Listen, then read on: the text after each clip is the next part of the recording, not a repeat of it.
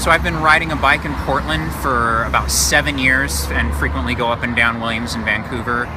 And boy, the improvement here is pretty dramatic. I mean, the main thing I think if you're riding a bike that's immediately obvious is you don't have this bus-bike conflict anymore, which used to be a really big issue, especially during rush hour. You could have 20 or 30 bikes sometimes that would all get packed up behind a bus when it pulls over.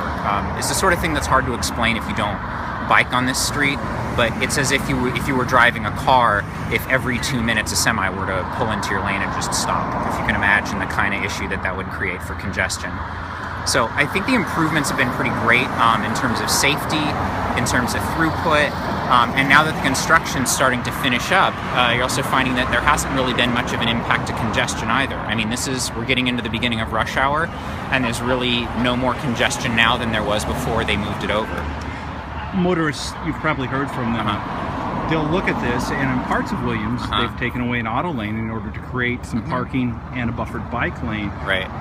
You've told me that you've heard from some of them. What do you tell them as a bicyclist on why this is needed, why it makes sense? Well, why it makes sense is a lot of people don't realize this is the first bike facility in the city that actually exceeded its design capacity, right?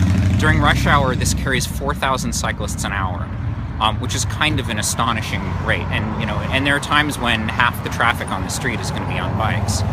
So the number of bikes that you can have moving at a single green light can be upwards of 20 at a time, and trying to jockey for position when there's that many people all using the same facility, it creates some safety issues, and you do get a lot of people who have to move into the car traffic in order to pass.